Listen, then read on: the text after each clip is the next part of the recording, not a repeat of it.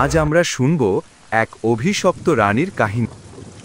বৃষ্টি তো থামছেই না, এদিকে ওর আসার সময় পেরিয়ে যাচ্ছে, সন্ধ্যা হতে চলল, ও তো এখনো এলো না। রাত হয়ে গেল বৃষ্টির কারণে। লোকে তো বলে এই পথটা অপবিত্র, কেন জানি না ভয় লাগছে। লোকে বলে ঝড়ো রাতে জঙ্গলের পথে গেলে শোনা যায় এক নারীর কান্না।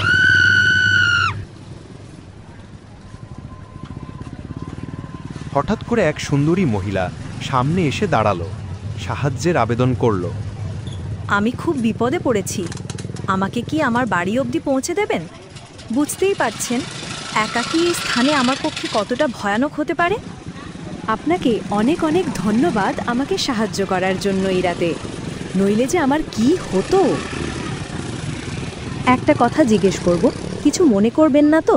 আপনি কি বিবাহিত? আমি বিবাহিত কিনা কেন জানতে চাইছেন? আমায় এখানেই নামিয়ে দিন। ছেড়ে দাও, আমাকে মেরো না। আমার সাহায্যের প্রতিদান এইভাবে দিচ্ছ? ছেড়ে দাও, তোমারও কিন্তু ভালো হবে না। কেউ না কেউ আসবে যে তোমাকেও শেষ করে দেবে। ধীরে ধীরে সেই সুন্দরী মহিলা প্রকৃত রূপে চলে আসে ও তার থেকে সমস্ত জীবনের শক্তি নিয়ে নিয়ে তাকে প্রায় নিস্তেজ করে ফেলে রেখে চলে যায়। এইভাবে সেই অভিশপ্ত নারী একে একে অনেকের জীবন নষ্ট করে দিয়েছে। সারা রাত ধরে স্বামীর অপেক্ষা করার পর ভোরের আলো ফোটার সাথে সাথে সে স্বামীর খুঁজে বেরিয়ে পড়ে।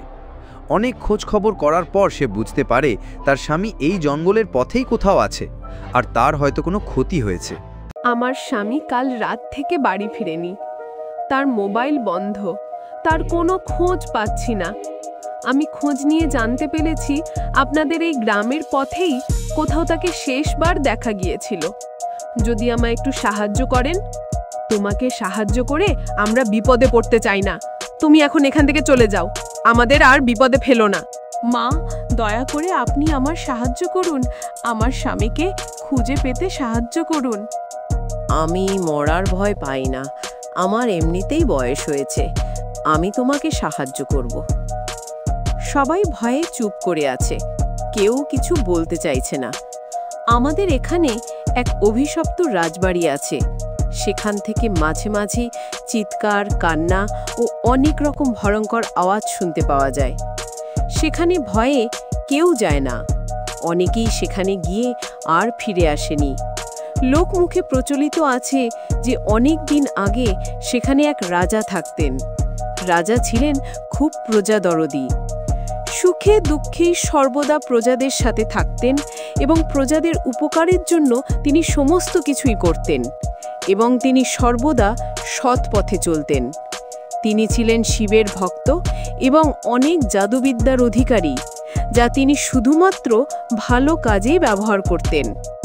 অন্যদিকে তার স্ত্রী ছিল খুবই স্বার্থপর এবং সে নিজেকে পৃথিবীর সবচেয়ে বেশি সুন্দরী মহিলা হিসাবে দেখতে চাইত।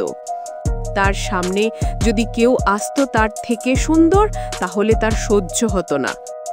রাজার দূর সম্পর্কের এক বোন ছিল, সে দেখতে খুবই সুন্দর ছিল, তাই রানী তাকে সহ্য করতে পারত না। হিংসেতে জ্বলেছে তো। রানী বিশ্বের সবচেয়ে সুন্দরী নারী হওয়ার জন্য মরিয়া হয়ে উঠল, তাই সেই শয়তানের দেবতার আরাধনা করতে শুরু করল। শয়তানের দেবতা রানীর কাছে বলিদান চাইল। রানী রাজার সেই বোনকে শয়তানের দেবতার সামনে এনে তাকে শয়তানের জন্য উৎসর্গ করে দিল।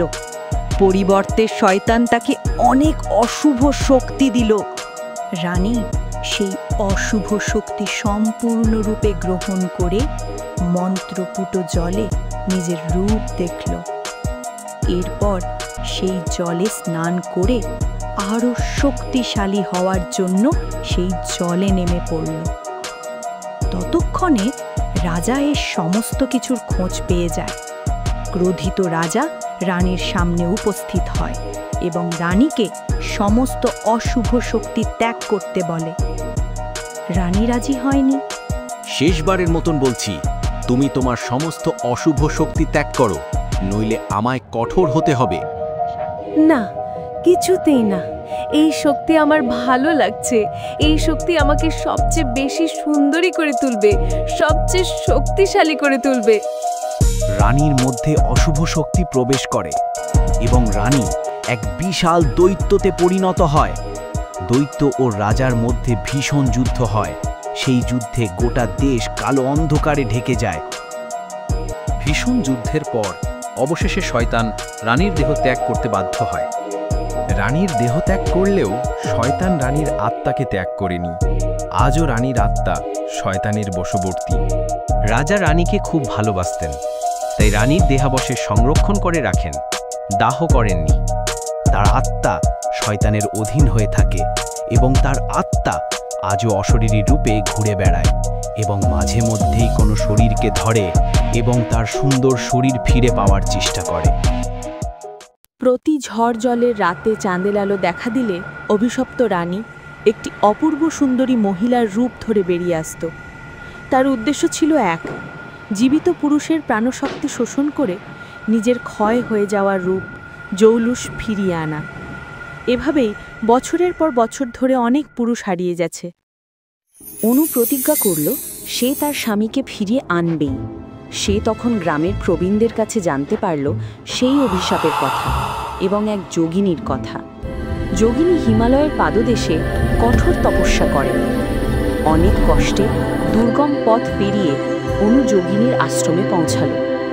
জ্ঞানদাসীকে দেখেই বোঝা যায় তার ভেতরে রয়েছে এক অলৌকিক ক্ষমতা। অনুর সব কথা শুনে যোগিনী কিছুক্ষণ ধ্যানে মগ্ন হয়ে গেলেন। তারপর বললেন, অভিশপ্ত রানী নিজের রূপেই বন্দী। তাকে মুক্তি দিতে হলে তার দেহকে দাহ করতে হবে। পুরাতন রাজবাড়িতেই আছে সেই দেহ, অদাহ, অভিশপ্ত। অনু বলল, আমি যাব আমার ভালোবাসা ফিরিয়ে আনতে। যোগিনী বলে, না, এটা করা ঠিক হবে না। এতে তোমার জীবনের ঝুঁকি থেকে যাবে, তুমিও শেষ হয়ে যেতে পারো। অনু বলল, না, আমি যদি মারাও যাই তাতেও কোনো দুঃখ নেই, কিন্তু আমি আমার স্বামীকে ছেড়ে থাকতে পারবো না। আমি আমার স্বামীর সাথেই থাকব, নইলে নয়। অনুর এই ভালোবাসা দেখে যোগিনীর রাজি হয়ে গেল তাকে সাহায্য করতে।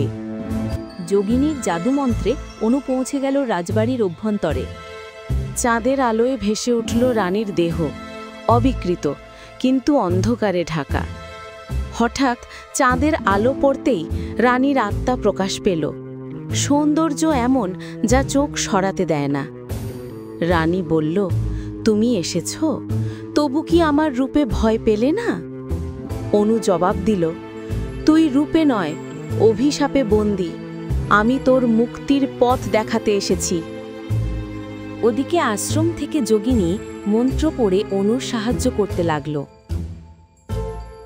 আমার কপালে সিঁদুর ভালোবাসার প্রতীক, এই আগুনেই তুই পাবি তোর মুক্তি। কোনো মন্ত্রপুত সিঁদুর ছড়িয়ে দিল। রানের আত্মা রানীর দেহের মধ্যে আটক হয়ে গেল। আগুনের আলোয় সে ধীরে ধীরে মিলিয়ে গেল। শেষ কথায় রানী বলল, ধন্য তুই মানবী, শতাব্দীর পর আমি আমার সত্যিকারের রূপ পেলাম। দেখতে দেখতে ভোর হয়ে গেল। ভোরের আলোয় অনুর স্বামী অভিশাপ থেকে মুক্তি পেয়ে ফিরে এলো। যোগিনী বললেন, অভিশাপ ভাঙল মা, রূপ নয়, ভালোবাসাই প্রকৃত। ভিডিওটি দেখার জন্য ধন্যবাদ। আপনি যদি ফেসবুকে দেখছেন তাহলে আমার ফেসবুক পেজটি ফলো করুন, আর যদি আপনি ইউটিউব থেকে দেখছেন তাহলে ইউটিউব চ্যানেলটি সাবস্ক্রাইব করুন।